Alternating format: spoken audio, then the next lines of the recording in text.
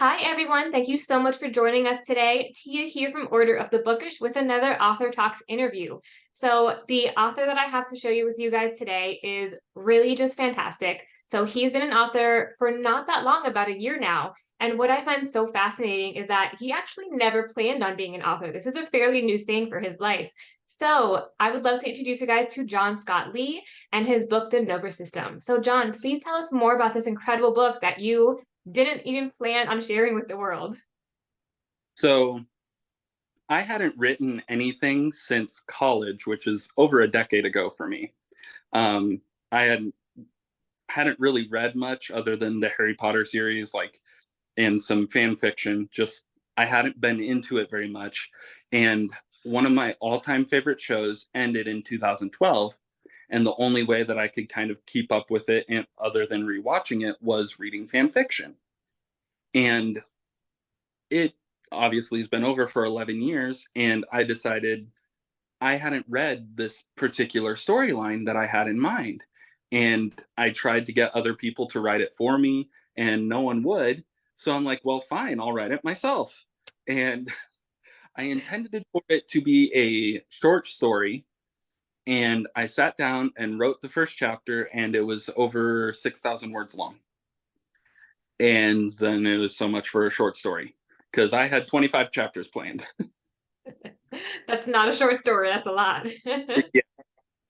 And so I wrote it all out. And about chapter 15, I had almost 200 followers on it. I had 150 likes. I had started getting some emails from hybrid publishers, and they were interested in doing my book. But of course, hybrid, they wanted you to put forth a couple $1,000s. Yeah. And the more I researched it, the more I looked into it, I decided that I wanted to self-publish if I was going to publish. Yeah. And so I had to go back through and edit it so it wasn't a fan fiction anymore, and rewrite a few chapters here or there, and then finish the book. And around August, I got a cover made, title figured out, and published. That is a lot to happen in such a short amount of time. You went from having nothing, like just an idea for a fan fiction, to having a fully published book in about a year, right? It took about a year for this? Yeah, 10 Wow. months. Wow, that is incredible. And a lot of intense writing, because it does take time to write and to edit. So you must have been writing very quickly. Yeah, I wrote the first 13 chapters in a month and a half. Wow. Yeah. That is a steep goal. So are you going to participate next month in I know you are newer to the book community, but we every November sort of all the writers get together and have this goal of I'm just going to write as much as I possibly can during this month. Are you going to participate in that, or are you kind of like putting a pause on writing since you've done so much already? Actually, I have the outline and everything planned for the next two books in the series Wow. trilogy, and I wrote that entire book on my phone. So for my birthday, and I'm gonna buy a cheap Chromebook, and so I intend to start writing in November for that reason, to get as much of it written as I can and just see what happens. With this one, the characters just kind of told me what to write, and I just wrote it down. So I'm gonna see if that happens with this one as well.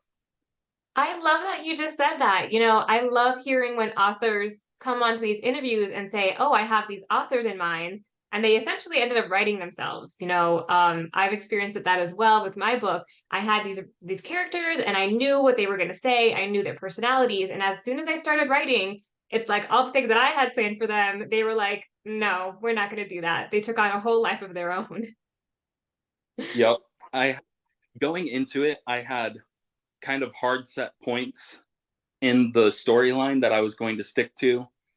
And it was just like the major plot twist that I had at a particular chapter, the another little intersection or fight I had in another chapter, and that was about it. And I just let the characters write in between. And it turned out that some of those points got pushed back.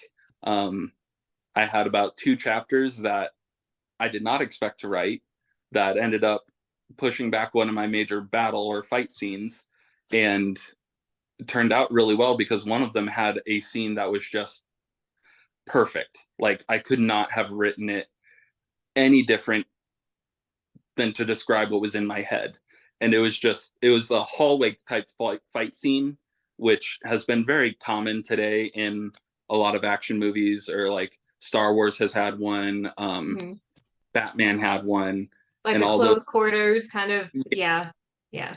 And this one kind of had that in a building floor, and the female main character just kind of goes into her darkness and accepts it, and we'll put it that way. I like that. I am all for a female character who just goes all out and does not hold back. Yep, she scares a Marine in this one, so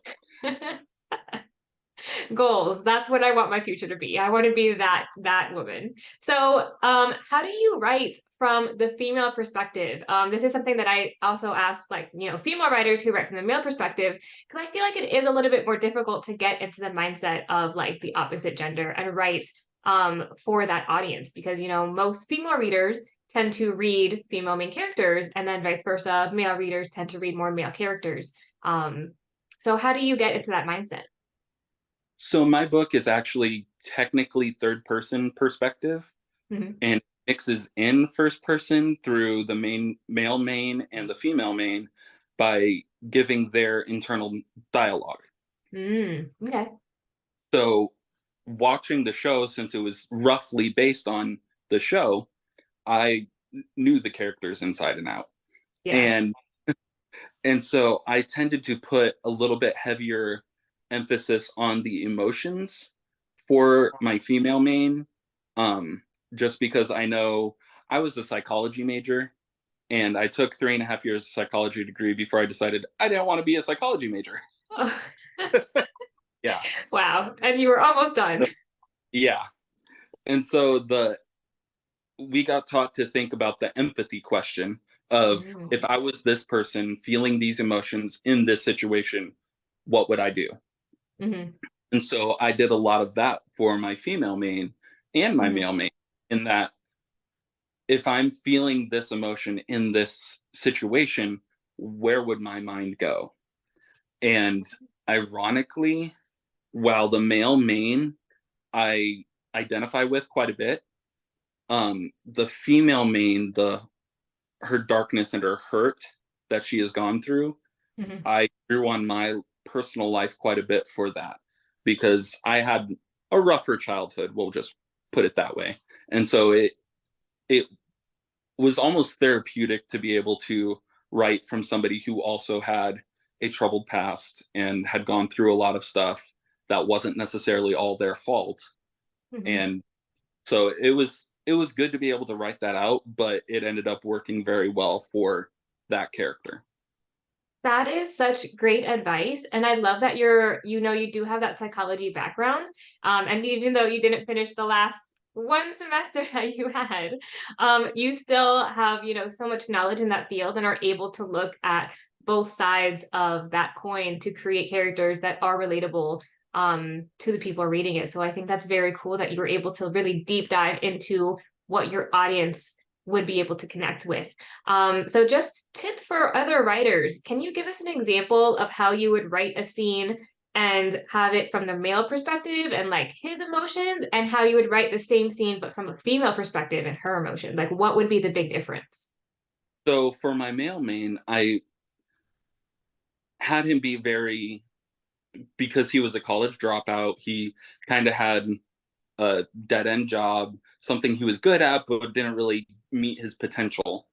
um I had a lot of self-doubt, a lot of, um if you look into the psychology of it, men put a lot of emphasis on respect, and women put a lot of emphasis on love.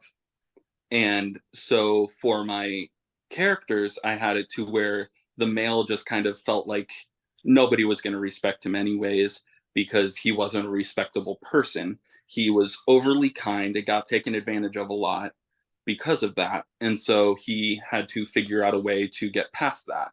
And he tended to go into self deprecating humor because of that, which Mm, didn't help him in his self-consciousness. And so it just kind of built on itself. Mhm. And he had to find a way to kind of get past that, to be able to accept that he did have skills and he did have this confidence that he should be able to display and not be ashamed of. Where the female, I had her focus on that because of her past, she was unlovable. She wasn't able to, she didn't deserve to have these emotions shown to her, even if he did. And if he knew the true her and he knew what she had done and knew what she had gone through, then there's no way that he would have loved her anyways. And so she was saving him by keeping her distance. Oh my gosh, your characters sound so heartbreaking. I might cry. I So, actually somebody do a reading excerpt, and I took one of the inner monologues from my female main, and she said that it did make her cry. oh But I gosh, yeah. mixed in a lot of humor with all of it. So Mhm. there's um, kind of two male mains, but not really. The Marine that she actually scares is also on their team, and he's just kind of he's I wrote him to be a Native American who became a Marine and then turned to an NSA agent. And so he's just very rough, very withdrawn. He doesn't let a lot of people in, and you don't get to know him a lot. It's Mhm. very subtle hints throughout the first book because I'm going to expand on that further into the series Cool. and build that character development more. But Cool. in this one, he just kind of gives little quips and little like snide remarks just to ease tension, because you start to feel a lot of emotion and then he'll say something, it's just like, oh gosh, okay, of course. So he's So like the comedic relief for right now, and then we'll get deeper in the next book. yeah, he's one comedic relief, and then the main character's best friend is the other, and he's just goofy loser, kind of just plays off of the fact that he except that he is never going to amount to anything, so why should he try? But Mhm. he's accepted it, and he loves his best friend, so he's going to do whatever he can to help him. So your book is sci-fi, correct? But it's sounding like you have a lot of, you have the NSA, the Marines, there's a lot of, Earth, real world, modern day stuff. So how do you incorporate the two? I actually did a lot of research, which is very typical for me. I have always, if I start to get an interest in anything, I research as much as I can from all perspectives that I can. So when I went into this, one of the issues that I had with the show was that it didn't always make a lot of sense. And so I changed a lot of aspects that go into it. So what he solves an algorithm that then gets kind of embedded into his mind. And I don't outright say it in the first book because I'm going into the history of the Nova system in the second book a little bit. But its design is to naturally increase the electrical brainwaves in a person's head without causing seizures. Unfortunately, for a lot of people, it still caused seizures. Well, my main character was special in the sense that it didn't, because he was already very intelligent, and the electrical increase just caused him to have a higher IQ and be able to learn things faster. And because of that, I had to learn a lot about neuroscience because I didn't Not an know. easy topic. No, not really. So I had to research a lot of where memories are stored in the brain and emotions and how it would affect them, and just different things with the electrical flow inside the brain as to how the character would respond. And Okay. in the story, his sister is a neuroscientist. And so she ends up helping him eventually, Mhm. because he wasn't a neuroscientist either. He was a computer guy. So, yeah. So you had to do a lot of research in multiple fields for this book. Do you think you spent more time writing or more time researching? Definitely more time writing. Um, Really? Yeah. yeah, because once I got to a specific point that I had to research something, I knew exactly what I wanted to research. So I was able to get very specific Google searches and then go to places that I trusted what they would say, not like Wikipedia, but Mhm. like one was like barnesmedical.org. I didn't even go to W or whatever the standard medical one. I can't think of it at the moment. WebMD, the one everyone Yeah, goes to, that tells you uh, you're gonna die no matter what you look at. exactly. I had too many doctors tell me don't look at that for anything. So I was like, okay, not trusting that. Yeah. Wow. Okay. So what if we include all of your time watching that TV show and reading the fan fictions as research? Because I do consider that research. Oh, then it's not even close. Research. I have hours, days. Hmm. What is this mysterious TV show? You haven't said the name yet. It's Chuck. Chuck. Yeah, Do I it ran know the TV show Chuck? into 2012. Zachary Levi Okay. was the main character's Chuck. Hmm. And it was very similar in the premise of the story, but I changed like how the program works and some of the dynamics of the characters and the names, obviously, the places. And so there was a lot that changed with it, but it was the premise, the kind of concept was very similar. Okay, very interesting. So when you started reading the fan fictions, where did you read the fan fictions on? I know I tend to go more to Wattpad than anything else. But what did you read all your fan fictions on? Majority of them were fanfiction.net. Um, Mm. and then I some read some on Wattpad, some on gosh, I can't think of what the other ones are. But I There's so many. yes, I would limit my searches because after the first couple, I got bored with the one shot single chapter ones. Mm, I wanted more, and so I would have it be you had to have 40,000 plus words, you had to have so many chapters, you had to have certain characters and certain tropes, and mm. so that limited me on what I could read. And I ended up reading every story that was in there that was over 200 words or 200,000 words, and Wow. a majority that was over 40,000 words. So, That is a lot of reading the fan yeah, fictions for Chuck. So you essentially ended up writing the book that you wish you could read. yes.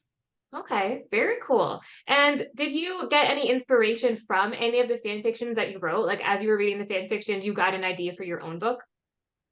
A lot of the emotional aspects, because with the TV show, you don't get the internal monologues. You Mm. just have to try to read the expressions off of the characters, which that show does a fantastic job, but you still don't get to hear their thoughts like you Mhm. do when you read a book.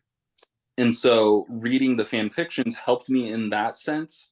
And actually, it was a lot of them that were completely alternate universe, had nothing to do with the story, had Mhm. nothing to do with the show, really. It was just those characters were used. Oh, okay. And Interesting. those ended up being a lot of what helped me understand the emotions behind the characters. Hmm. Is switching things up to be something like completely different. Yeah. Cool, very cool. So, because you did so much previous research in watching the show, reading the fan fictions before you knew you wanted to write, and then you took a year to write and publish your book, I feel like a lot of this happened in a very short time period. So, do you have any advice for other authors who are writers or want to become writers or have that idea in their minds? Like, how would you like give them advice on how to start doing that? Like, how did you start your process of, oh, I'm going from reading to now just creating my own story? Like, what's that gap in between? My biggest one was that I wanted to make sure I had a plot twist, and there's my Oh, so cute. Hi. hi, buddy. Oh, we love a cat moment. Yes, he he likes to be in front of the phone at any point, ready. So I would my biggest thing going into it was to have a plot twist that wasn't common, wasn't one that would have been one that I read. I like I said, I read quite a few of the um, fan fictions. I watched the show, gosh, a good 7 times, Wow. uh, and so what I wanted to read made sense even within the show confines. Okay. they had done it post the finale. And so I wanted to recreate that. And then once I started, it flowed very easily, but everyone who read my book preferred what I wrote that was original over to what I had in the show. Okay. And so I just ended up focusing on what was original. And I actually, so I posted it on the fanfiction.net, and I never got to finish posting it Oh. before I published. Mm-hmm. So there was some followers on there that never actually got the opportunity to see the plot twist that I had in mind. Well, they should buy the book now. Yes, they should. Yes. There's one character that I felt wasn't used to their full potential on the show, and it was, I'm not going to get into the details of it because it is the plot twist, but it was definitely one that I felt that if they had done it, it would have made the show that much better and would have possibly had it up for an Emmy, because Wow. it was one that would have been, it was not expected. As, I mean, I read how many different fan fictions and not a single person wrote about it. So Yeah. Wow.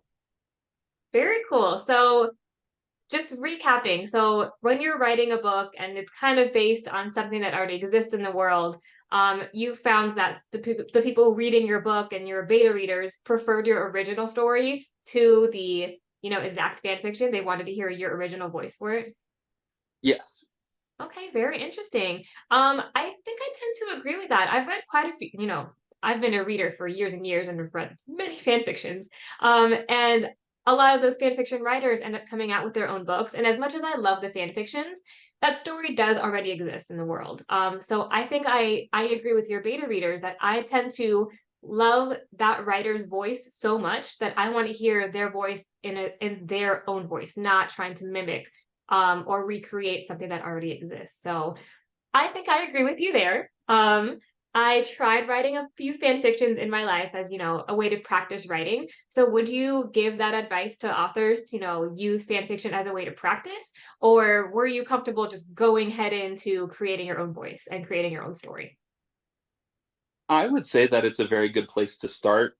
You have pre-made characters already, you have a pre-made universe. It's something that you can just kind of expand on, and you don't have to solely rely on your own ability. And majority of the time, the community that surrounds that fan fiction is very kind. You'll always have some people that are jerks, but majority of them are going to be really nice. They're supportive. They'll give you ideas or some advice. So I would suggest it. It's something to, if you're still dabbling, you aren't sure yet, something to kind of dive into and give it a try. Yeah, I think I would give that advice as well. I think starting off, if you want to become a writer and just haven't built up that skill enough yet, I think I would definitely give that advice of trying out fan fiction because that story has already been created and then you can mix it up. And that's a great way to discover, your own voice as a writer, without mimicking someone else's. Because I think it does take a little bit of practice to, because our speaking voices and our internal thoughts aren't necessarily what's going to be coming out on a page. Yeah. So I know in your book, you said that you have quite a bit of humor in there, and then you also have the more emotional stuff. So as a writer, what do you tend to go for more? Do you find that you tend to lean more towards the comedic relief, just like naturally, or do you tend to have that more deeper emotional connection? I tended to have more of the deeper emotional connection. I Mhm. needed the comedic relief to pull me out of it, Yeah. but it all kind of tended to flow fairly easily for me, Mhm. which kind of scares me on writing the sequel because I'm I not mean, sure that's it's going to flow good. as easily. Yeah. But yeah, it came out very easily, very fluid, and the darker, deeper emotions were almost more fun to write because they Mm. tended to have more meaning. Mhm. But the comedic relief was definitely needed because if it just continued down the darker emotional path, then I felt it would have been too monotone Yeah. and could lose interest very easily. I love that you were so self-reflective about that. And is that something that you realized as you were writing, or is it something like someone maybe mentioned or one of your beta readers mentioned? It was something that I realized as I was writing. Like I would Beautiful. get to a certain point that I had to do something to kind of bring me out of it, to Hmm. give a glimmer of hope, or just to make it seem a little funnier, something Yeah. along those lines. Because if I had continued, I would have gotten bored writing it. So I know the readers would have gotten bored. So Yeah. It is important to enjoy what you're writing because if you don't love what you're writing, the readers definitely are not going to enjoy what you've written. yep. Mhm. So one thing I have recently started asking more and more authors that I found our audience loves to learn about, I love learning about it, is what did you do in the beginning that, especially because you had your beta readers, what did you do that, was critiqued a little bit that you needed to improve upon, that you didn't realize needed improvement? Making paragraphs. Oh, interesting. Please explain. um, when I first wrote the first couple chapters, like I said, it flowed super easily. And so I would have 400 to 500 word chapters or paragraphs Oh. and not even realize it. Hmm. And there was several people that said that I needed to break that up. I needed to because it was just a wall of words that you'd get lost in Hmm. and as a reader because they couldn't focus on it. So that was something that I really needed to improve upon, and it's still continued to be something, not necessarily the size of my paragraphs, but the formatting. Um, Mm. Making sure that I broke up the scenes, had had a brand new paragraph for a new speaker, just things like that. Yeah. I know one person that reviewed my book already said that the internal dialogues could at times be easy to confuse as to which person was thinking. And Okay. so that's something that I'm going to have to improve on for the Mhm. next one. Make sure that I identify which one's which. Yeah. And would you ever consider doing a second edition of this first book since you have gotten that review with the update? Yes, I've Yeah. actually debated since I did publish on KDP, I can Hmm. go and update it at any point. Nice. And Yeah. so, yeah, I have decided that I'll probably go through and at least update the internal dialogues to Hmm. be either a different font or to specify who's saying what, just so that it's easier for the readers.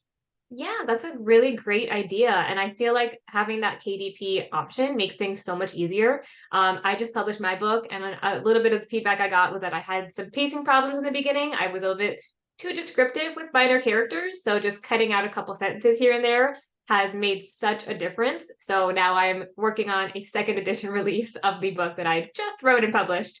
But it's fine. It doesn't hurt my feelings at all. Um, it does a little bit, but it's fine.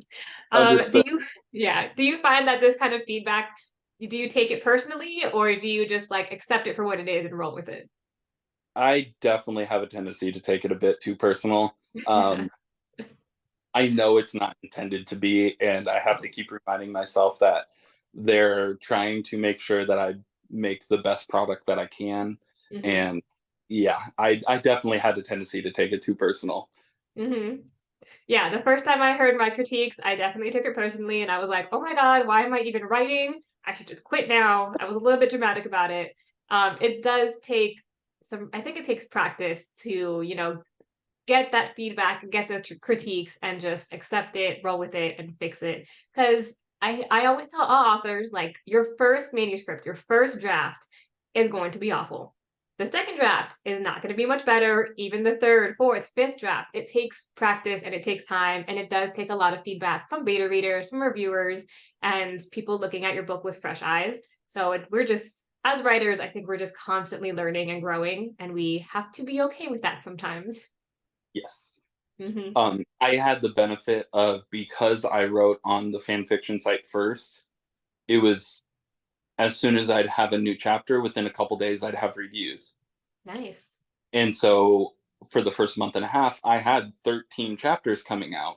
And Hmm. that's kind of what ended up causing me to back off writing a little bit, was I got 13 chapters in before I got my first bad review. Oh, got it. Yep. And Mm-hmm. it's a little rougher than it definitely should have, considering I had several good reviews before that. But Mm-hmm. it, getting that bad review hurt. And then when I published, I had another person that left a bad review, and it was just kind of a dagger to the heart. But Mm-hmm. I was thankful that whenever I did some research on it, they're like, "Congratulations, you're an author. You're an author." Mm-hmm. That is so incredible. I'm glad you're not taking it too personally anymore. You know, the first ones are always going to hurt, but it is meant to help us grow and learn. And, you know, everyone's a critic and not everyone's going to enjoy your book. So that is important to keep in mind as well. And I think it's so incredible that you were able to, you know, take something that you loved, this TV show, go from reading fan fictions to within only 1 year publishing your first book and having like almost no practice writing before that. And you've successfully done it. You do have good reviews. You do have people who actually enjoy your story and enjoy your writing. So, Jon, thank you so much for being here and for sharing your voice and your story with us and all these incredible tips for other new authors, because these tips really do help other authors, you know, grow and hopefully not make the mistakes that some of us made going into it. So thank you so much for being here today. And I'm going to link his book below so that you guys can all check it out. It is on KDP, and we're really looking forward to that second one coming out soon. Thank you. Thank you so much. All right, guys, happy reading.